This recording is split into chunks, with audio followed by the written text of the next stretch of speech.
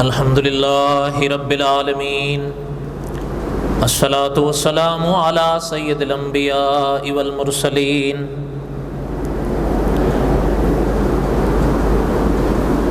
اما بعد، اعوذ باللہ من الشیطان الرجیم، بسم اللہ الرحمن الرحیم۔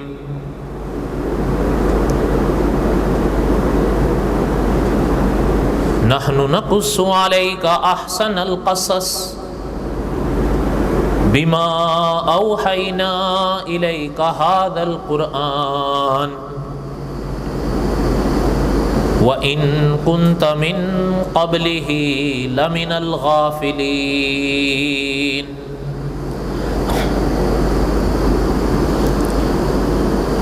وقال الله تعالى في مقام آخر: ان اللہ اصطفى آدم ونوحا وآل ابراہیم وآل عمران علی العالمین ذریۃ بعضها من بعض واللہ سمیع علیم۔ وقال النبی صلی اللہ علیہ وسلم: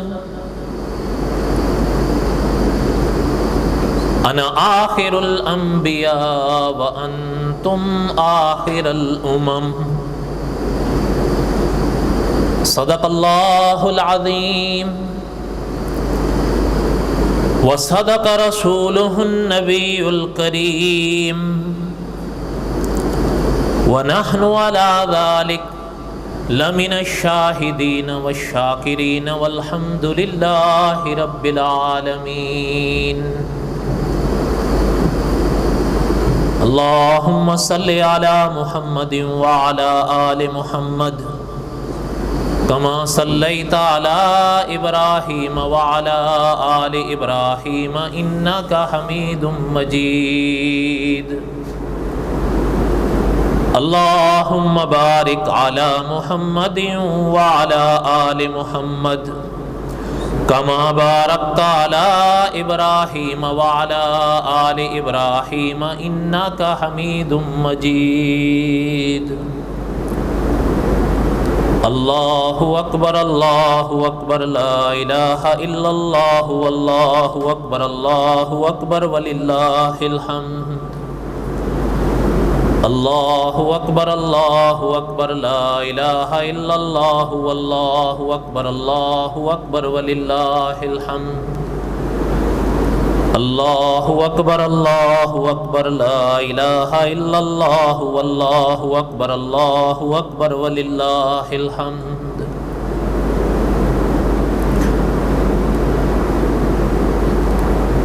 ہمہ قسم کی حمد و ثنا اللہ ذات لم یزل لا یزال کی ذات اقدس کے لیے،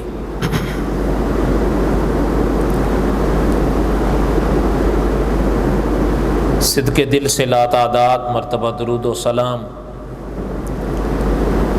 امام الانبیاء حضرت محمد الرسول اللہ صلی اللہ علیہ وسلم کی پاک ذات کے لیے۔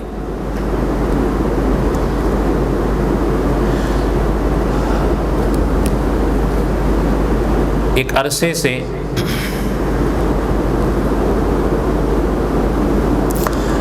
جمعے کے بیانات میں ہم قصص الانبیاء کا ایک سبق دہرا رہے ہیں۔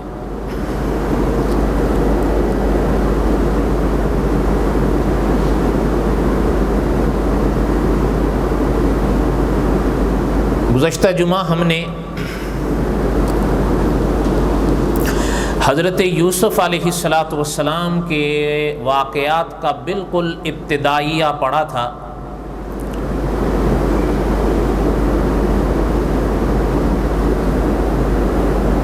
اور حضرت یوسف علیہ السلام کے واقعات کی ابتدا ایک نرالے خواب سے ہوتی ہے۔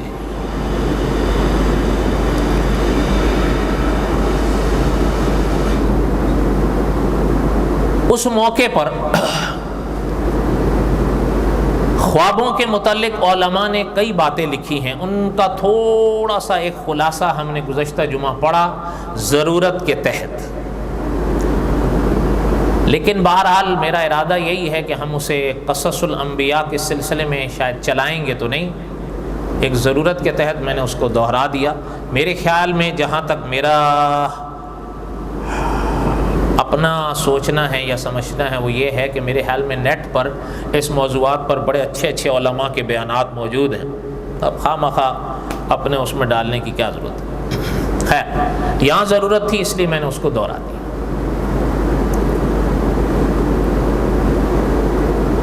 حضرت یوسف علیہ السلام کو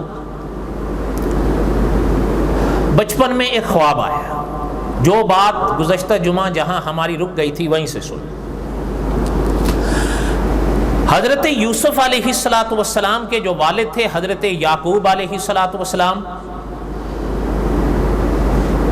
علماء نے لکھا ہے کہ ان کی نکاح میں 4 بیویاں رہیں، ان میں ایک بیوی تھی لیاح، ان کا نام کتابوں میں ملتا ہے۔ علماء نے لکھا ہے کہ حضرت یعقوب کو 6 بیٹے ان سے ملے،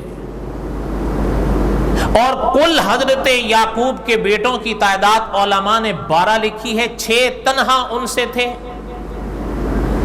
اور باقی 3 سے 2 ہوئے۔ پھر ان میں جو راحیل تھیں یہ حضرت یوسف اور حضرت بنیامین کی والدہ تھی۔ اچھا، علماء نے یہ بھی لکھا ہے کہ ان 12 میں باقی بڑے تھے، حضرت یوسف ان کے لحاظ سے ان تمام سے چھوٹے ہوئے، لیکن بنیامین اور حضرت یوسف یہ سگے بھائی تھے، ان میں پھر حضرت یوسف بڑے تھے، بنیامین حضرت یوسف سے چھوٹے تھے۔ بات سمجھ آئی؟ جو سوتیلے تھے ان میں حضرت یوسف علیہ السلام اور بنیامین یہ دونوں چھوٹے تھے ان سے، لیکن حضرت یوسف اور بنیامین یہ سگے بھائی تھے، والد بھی ایک ہی ہیں، والدہ بھی ایک ہی ہیں، یہ سگے ہیں، لیکن ان دونوں میں پھر حضرت یوسف بڑے ہیں، بنیامین چھوٹے ہیں۔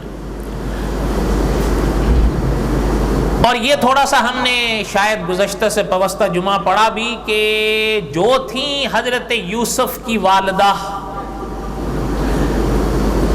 جب بنیامین پیدا ہوئے تو یہ فوت ہو گئے۔ یہاں تک ہم نے کئی حصے پڑھ لیے تھے اختصار کے ساتھ، جسے خلاصہ کہہ لیں آپ۔ اب وہاں سے ہم دوہرائیں جہاں گزشتہ جمعہ رک گئے تھے کہ حضرت یوسف علیہ السلام بعض علماء نے لکھا کہ 6 سال کے ہوئے، بعض علماء نے لکھا کہ 8 سال کے ہوئے، اور بعض نے لکھا کہ 10 سال کے ہوئے، 3 اقوال ہیں۔ عمر کو قرآن نے وہاں پر بیان نہیں فرمایا۔ اسرائیلی روایات یا دوسری روایات کے حوالے سے علماء یہ چیزیں لکھتے ہیں، قرآن کریم تو بہرحال اتنی باریکیوں میں یا اتنی تفاصیل میں نہیں جاتا۔ اللہ ذوالجلال والاکرام نے قرآن پاک میں اتنا ارشاد فرمایا کہ حضرت یوسف نے خواب دیکھا اور وہ خواب اپنے والد کو سنا ہے۔ البتہ کتابوں میں علماء نے یہ وضاحت لکھی ہے، بعض علماء نے فرمایا 6 سال کے تھے، بعض علماء نے فرمایا کہ نہیں 8 سال کے تھے، اور بعض علماء نے فرمایا کہ نہیں 10 سال کے تھے۔ بہرحال اس کا خلاصہ یہ کہ حضرت یوسف کا بچپن تھا، اور نبوت کے اعلان و دعوے سے پہلے کا یہ واقعہ ہے، بہت پہلے کا واقعہ ہے، بلکہ مصر جانے سے بھی پہلے کا ہے۔ علماء نے لکھا کہ تشریف لائے اور سو، اور یہ چیز ہمیشہ ذہن میں رکھا کریں، آپ کا اور ہمارا سونا کوئی اور بات ہے، نبیوں کا سونا اور بات ہے، آپ کی ہماری نیند کوئی اور بات ہے، انبیاء کی نیند کوئی اور بات ہے، آپ کا اور ہمارا خواب دیکھنا اور بات ہے، انبیاء کا خواب دیکھنا اور بات ہے۔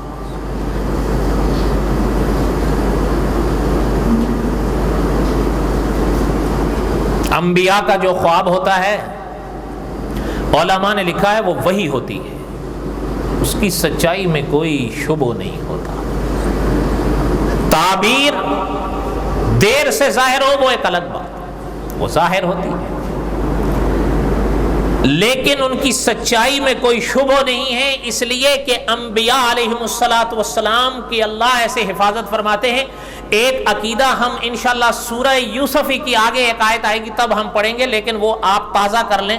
ہم نے شاید قصص الانبیاء کے کسی ابتدائی میں یا خاص کر حضرت آدم کے واقعات میں نے اس عقیدے کو دہرایا تھا شاید کئی بار، کہ انبیاء علیہم الصلاۃ والسلام یہ معصوم عن الخطا ہوتے ہیں۔ یہ عقیدہ ہے علماء اہل سنت و جماعت کا، یہ ذہن میں رکھیں، اس میں دو رائے نہیں ہے۔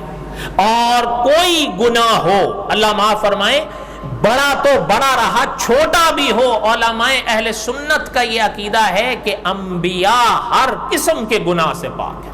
یہ امام اعظم ابو حنیفہ رحمۃ اللہ علیہ نے جو عقیدے پہ رسالہ لکھا اس میں بھی یہ بات لکھی ہوئی ہے۔ انبیاء علیہ الصلوۃ والسلام کو اللہ ذو الجلال والاکرام ہر گناہ سے پاک رکھتے ہیں، اس لیے علماء اس کے لیے یہ اصطلاح استعمال فرماتے ہیں کہ انبیاء معصوم عن الخطا ہیں۔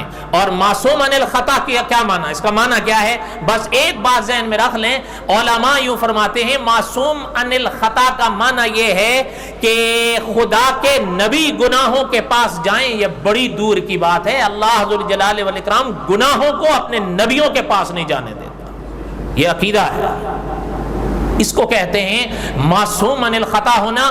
یہ تو آپ نے سب جان رکھا ہے، یہ انبیاء علیہم الصلوۃ والسلام کی شان ہے ہر لحاظ سے۔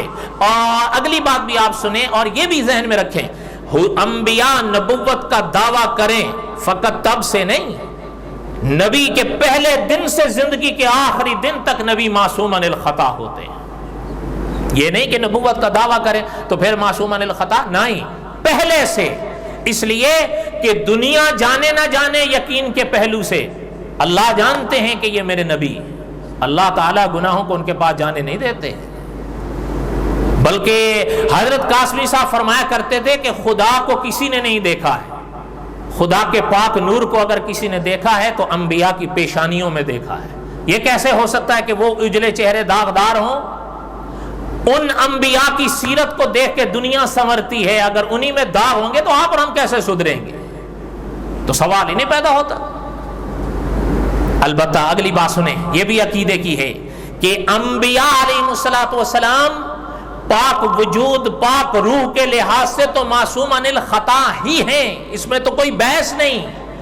اگلی بات بھی مولانا ادریس کاندلوی رحمۃ اللہ علیہ نے لکھا، جیسے انبیاء علیہ الصلوۃ والسلام ذات کے لحاظ سے معصوم عن الخطا ہیں، انبیاء علیہ الصلوۃ والسلام خواب کے لحاظ سے بھی معصوم عن الخطا ہیں۔ یہ نہیں ہے کہ خوابوں میں انبیاء علیہ الصلوۃ والسلام، نہ، یہ یاد رکھیں۔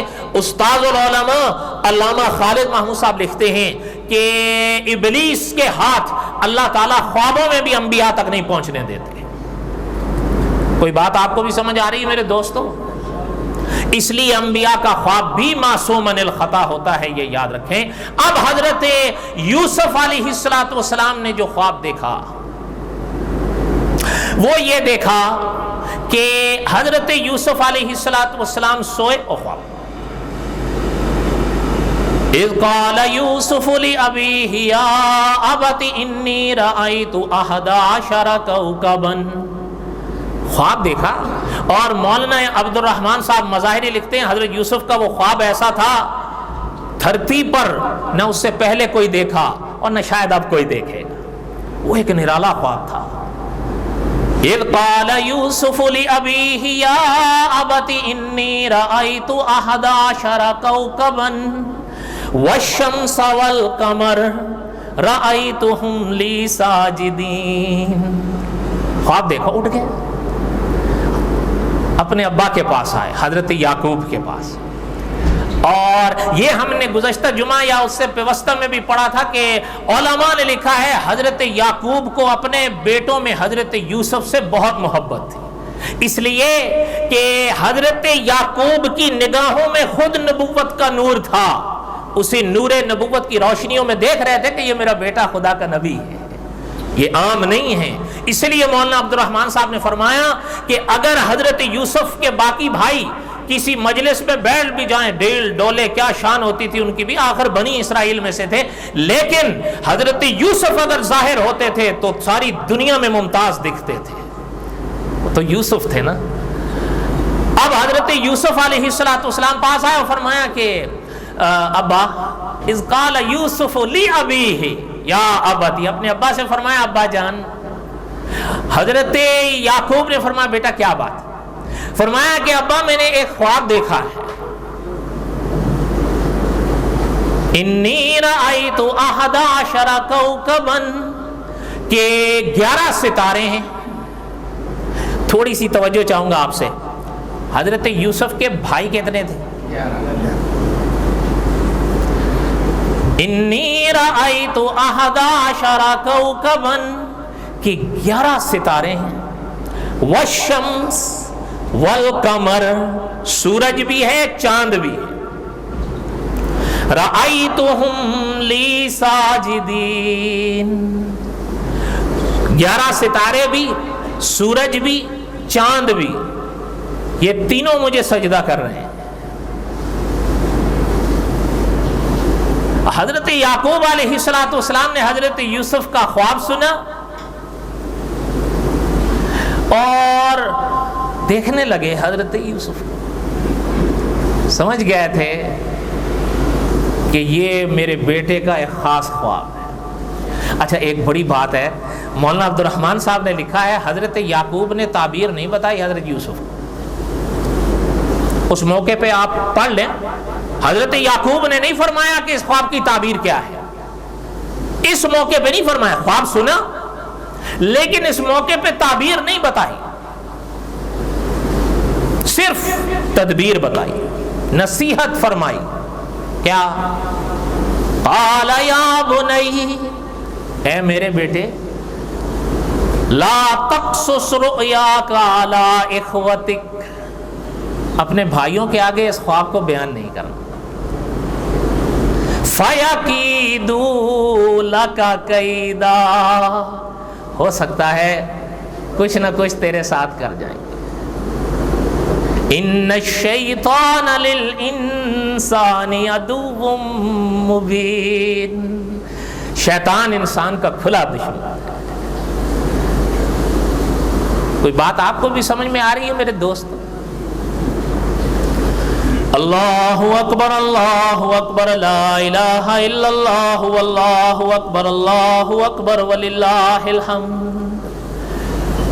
فرمایا یا بنی، اے میرے بیٹے، لا تقصص رؤیاک علی اخوتک، اپنے بھائیوں سے اس خواب کو بیان نہیں کرنا. فَيَكِيدُوا لَكَ كَيْدًا، ہو سکتا ہے تیرے ساتھ کچھ کر، کوئی تدبیر کریں کچھ کر. ان الشیطان للانسان عدو مبین، شیطان انسان کا بڑا کھلا دشمن. حضرت یوسف سن لی، ہمیں کہنا نہیں. مولانا عبد الرحمان صاحب لکھتے ہیں حضرت یعقوب نے تعبیر نہیں بتائی، بس یہ تدبیر، یہ نصیحت فرمائی اپنے بیٹے کو کہ اپنے بھائیوں سے اس خواب کو بیان کریں. حضرت ابن عباس رضی اللہ عنہما کا فرمان ملتا ہے کتابوں میں کہ سمجھو حضرت یوسف کے وہ 11 بھائی تھے اور خواب کے اندر 11 ستارے تھے.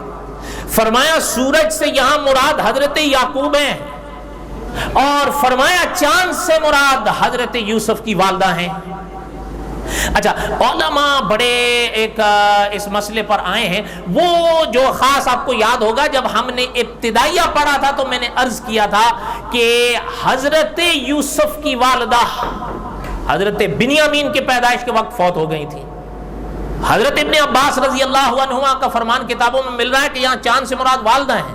تو والدہ پھر حضرت یوسف کے اس زمانے تک تو رہی نہیں جب اس خواب کی تعبیر ظاہر ہوئی ہے، اور وہ تو ہم انشاءاللہ آئندہ چل کے پڑھیں گے. علماء نے لکھا ہے کہ حضرت یوسف کے اس خواب کی تعبیر 40 سال کے بعد ظاہر ہوئی ہے. تو تب تو حضرت یوسف کی والدہ تھی نہیں. تو دوسرے علماء نے فرمایا کہ اصل میں بڑی آسانی سے تطبیق ہے. وہ یہ ہے کہ آپ صلی اللہ علیہ وسلم کا فرمان ہے کہ جو ہوتی ہے نا خالہ بمنزلۃ الام، یہ ماں کے حکم میں ہوتی ہے. اور حضرت یوسف اور حضرت بنیامین پرورش میں پھر آئے تھے خالہ کے ہاں، اور ان کی ہی خالہ سے یعنی حضرت یعقوب کی جو اہلیہ تھی ان کی جو یہ بہن تھی حضرت یوسف کی خالہ ماسی کہتے ہیں نا، یہ ان کا پھر نکاح بھی ہوا حضرت یعقوب کے ساتھ. تو فرمایا پھر تو وہ عرف میں ماں ہی ہوتی ہے. اور ویسے بھی آپ صلی اللہ علیہ وسلم کا فرمان موجود ہے کہ جو خالہ ہوتی ہے بمنزلۃ الام، وہ ماں کے حکم میں ہے. تو اس لیے فرمایا اس ابحاث میں کیوں پڑھتے ہیں، یہاں کمر سے مراد ماں ہی ہے، چاہے وہ حقیقی ماں ہو یا وہ بمنزلۃ الام. کوئی بات سمجھ میں آئی آپ کو؟ آپ لوگ بھی تھکے ہوئے ہیں، صبح پڑھی ہے عید، اب پھر جمعہ پڑھنا ہے، کیا کریں؟ انا للہ و انا الیہ راجعون، کرے کوئی کیا؟ آپ لوگ تو سو ہو کے بھی آگے ہوں گے، ہمارا تو وہی حال ہے.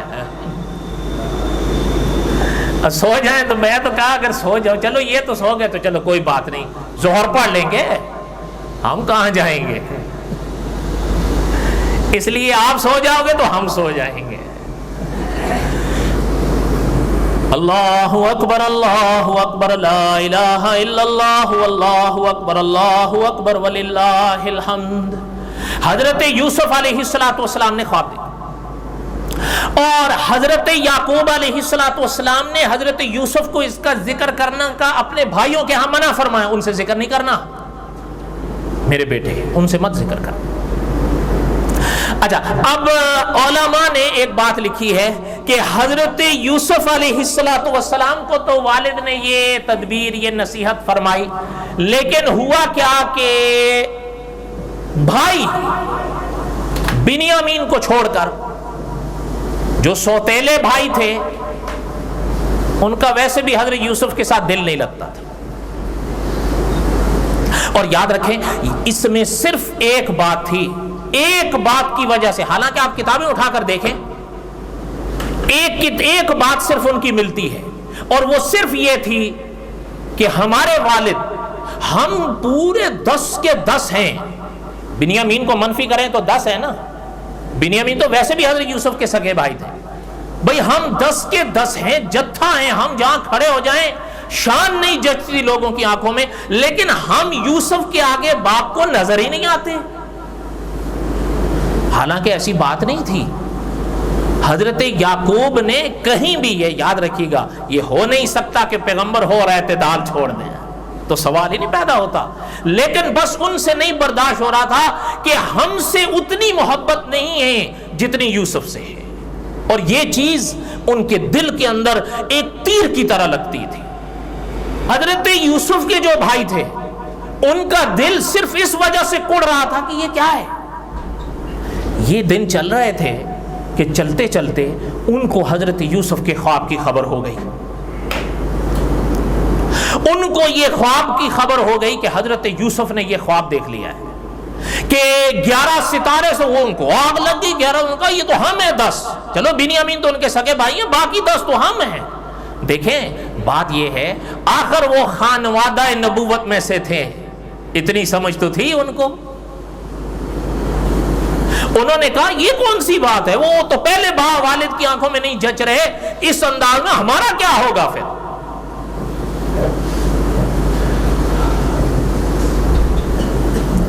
چلتے چلتے ایک بات سنیں، اسی موقع پر علماء نے لکھی ہے. سورہ یوسف کن پر نازل ہوئی ہے؟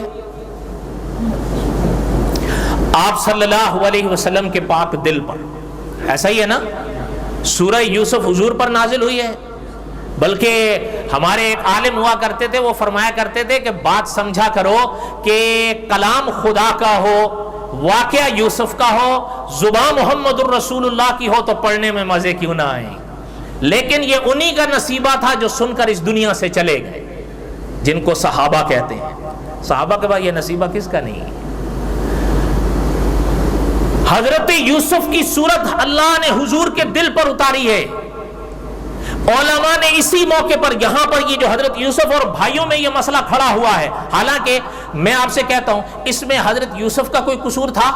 بولے، اللہ کی مرضی ہے اللہ جس کو تاج نبوت دیں، اللہ کی مرضی ہے اللہ جس کے وجود میں جتنی کشش رکھیں، یہ تو اللہ کی عنایت ہے۔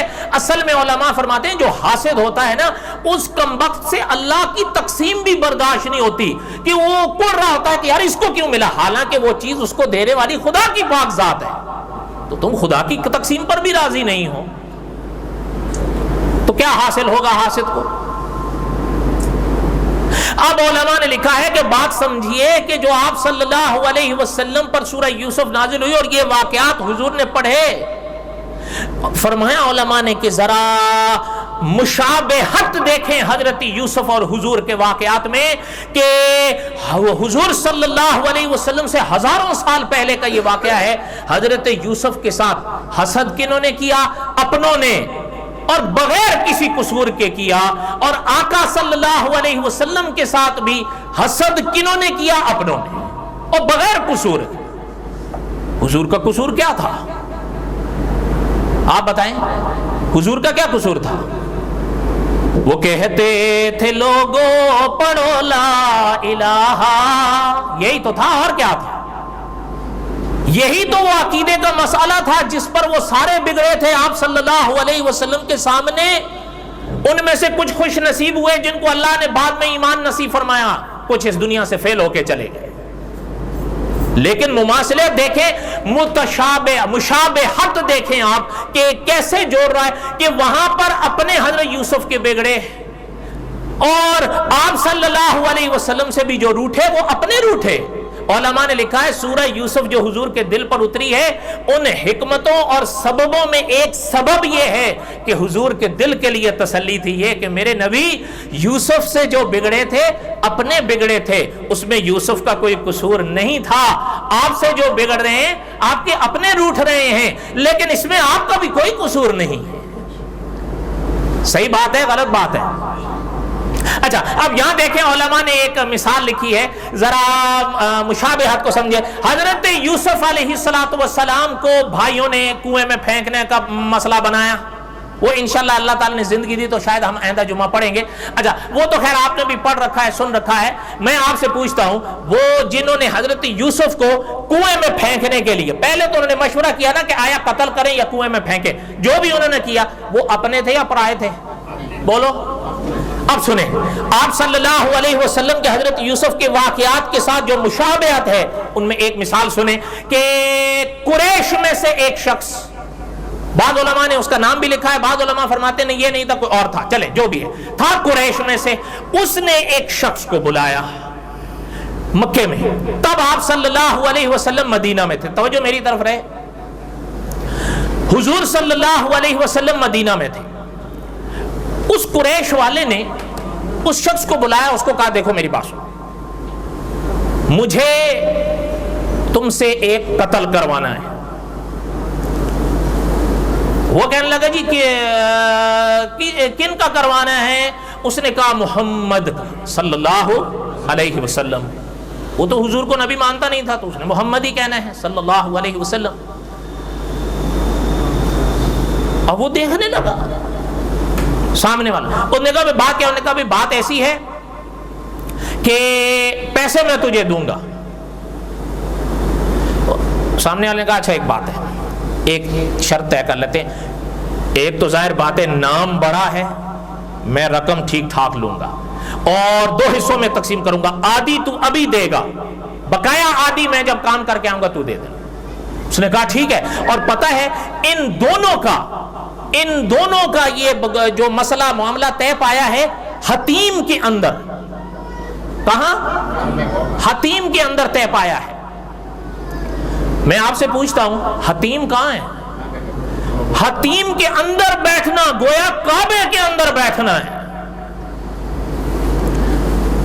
وہ جو شخص حضور کے قتل کا منصوبہ بنوا رہا تھا، میں آپ سے پوچھتا ہوں کیا وہ اپنے آپ کو غلط کہتا تھا یا مانتا تھا جو حتیم میں بیٹھا ہوا کروا رہا تھا؟ وہ تو ثواب سمجھ کے کروا رہا ہے یا نہیں؟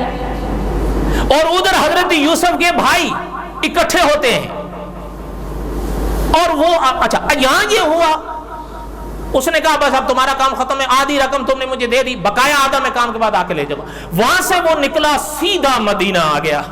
قصہ مختصر کریں، وقت ختم ہو رہا ہے. مدینہ آ گیا. مدینہ آیا، جیسے ہی مدینہ آیا اب اس نے جو دیکھا تو صحابہ ہر وقت حضور کو گھیرے ہوئے ہیں. جہاں حضور بیٹھتے ہیں وہاں صحابہ ہی صحابہ ہیں. اس نے دیکھا کہ یہ تو بڑا مشکل کام، یہ کیسے ہو. وہ آ کر بیٹھ گیا، آ کے بیٹھ گیا حضور کے پاس اور آ کے کہتا ہے محمد صلی اللہ مجھے کلمہ پڑھا دیجئے. کیا کرا دیجئے؟ حضور نے کلمہ پڑھا دیا. اچھا یاد رکھیں آپ صلی اللہ علیہ وسلم کی تو ادائیں ایسی تھیں، حضور نے کلمہ پڑھا دیا، کوئی بحث نہیں، کوئی بات نہیں پڑھا. اچھا اب وہ کیا کیا، وہاں سے اٹھ کے چلا گیا. یہ منہاج مسلم کی جلد نمبر 2 پڑھ رہا ہوں میں، اور الحمدللہ حافظہ میرا صحیح ہے.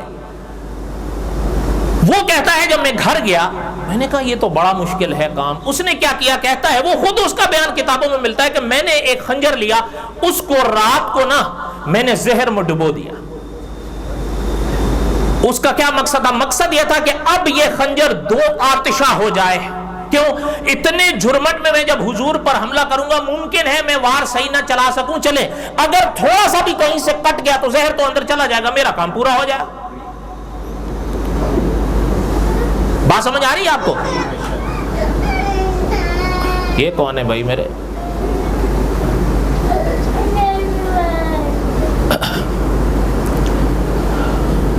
اچھا اب وہ اس نے جب یہ کیا تو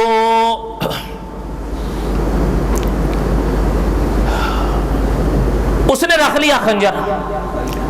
دوسرے روز اجالا ہوا، چند دن گزر گئے اس قصے کو، حضور کو اتنے قریب سے بھی دیکھ رہا ہے.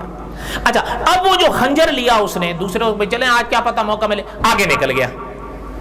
آگے نکلا ہے، کہتا ہے جب میں حرم آیا مسجد نبوی میں نے دیکھا حضور اکیلے بیٹھے ہیں، تنے تنہا،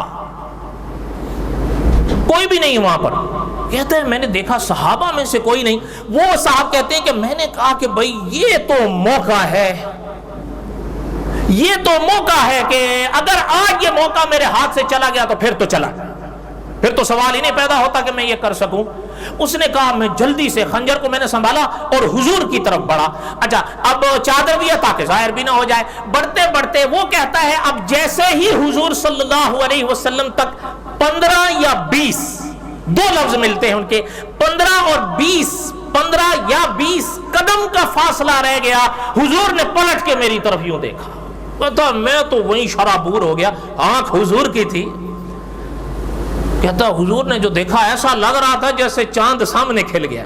تو حضور کے مجھ سے اور کچھ نہیں فرمایا، یہاں آ جاؤ میرے سامنے آ. وہ وہیں رکا. حضور نے فرمایا، کہتے ہیں مجھ سے حضور نے یوں فرمایا یہاں سامنے آ جاؤ ہمارے. کہتا ہے میں چل کے سامنے آ گیا، پسینہ پسینہ. بقیہ تک قصہ انشاءاللہ آئندہ. وقت ختم ہو گیا، پی پی بھی رو رہے ہیں، وما علینا الا البلاغ المبین. نہیں ٹائم نہیں، باقی ہے 2 منٹ کا قصہ ہے نا. کیوں بھائی 2 منٹ لے لوں؟ نہیں پھر 5 میں دیر ہو جائے گی. اچھا چلیں خلاصہ کر دیں. آپ صلی اللہ علیہ وسلم فرماتے ہیں کہ میرے سامنے آ جاؤ. اچھا وہ سامنے آ گیا. حضور نے فرمایا کیا بات؟ کہتا ہے جی میں نے کہا آپ سے ملنے آیا تھا. کہ حضور نے فرمایا سچی بات کہو، مجھ سے ملنے آئے تھے کیا کریں، سچ بتاؤ. نہیں جی ملنے آیا تھا. فرمایا دیکھو کیا وہ رات بھول گئے ہو جب حتیم میں قریشی کے ساتھ بیٹھ کر تم نے میرے خون پر آدھی رقم حاصل کی اور اس رقم کو لے جا کے اپنے گھر میں جب تمہارے گھر میں کوئی نہیں تھا تنہا ایک جگہ نیچے چھپا دیا تاکہ ظاہر نہ ہو جائے، اور اس کے بعد یہاں آئے ہو. بتاؤ. کہتے ہیں میرے تو ہوش اڑ گئے، کیونکہ کہتے ہیں یہ بات یا مجھے پتا، یہ اتنی بات میں تو قریشی بھی میرے شریک تھا کہ رقم میں نے اور اس نے مجھے دی، میں نے لی، لیکن اس بات میں میرے ساتھ کوئی شریک نہیں تھا کہ میں نے گھر میں اکیلے کہاں وہ رقم چھپائی ہے۔ اچھا کہہ دیں حضور کو آپ کو یہ کیسے پتا چلا؟ فرمایا کہ ذرا دیکھیں، فرمایا سورہ نجم کی آیت چمکتی ہے، وَالنَّجْمِ إِذَا هَوَى مَا ضَلَّ صَاحِبُكُمْ وَمَا غَوَى وَمَا يَنطِقُ عَنِ الْهَوَى إِنْ هُوَ إِلَّا وَحْيٌ يُوحَىٰ۔ فرمایا وہ خود تھوڑا جانتے، ہم بتاتے ہیں، تو ہم سے تو کوئی بات چھپی بھی نہیں۔ اچھا وہ فرماتے ہیں جب حضور نے یہ فرمایا تو حضور کے چہرے پہ تبسم کمال درجے کا، کہتے ہیں جب وہ کیا میں نے خنجر پھینکا، حضور کے قدموں میں بیٹھ گیا، حضور کے ہاتھ پکڑ کے کہتا ہوں پہلے منافقانہ ایمان لایا تھا، اب صادقانہ ایمان لاتا۔ وما علینا الا البلاغ المبین، بقیہ تک قصہ انشاءاللہ آئندہ جمعہ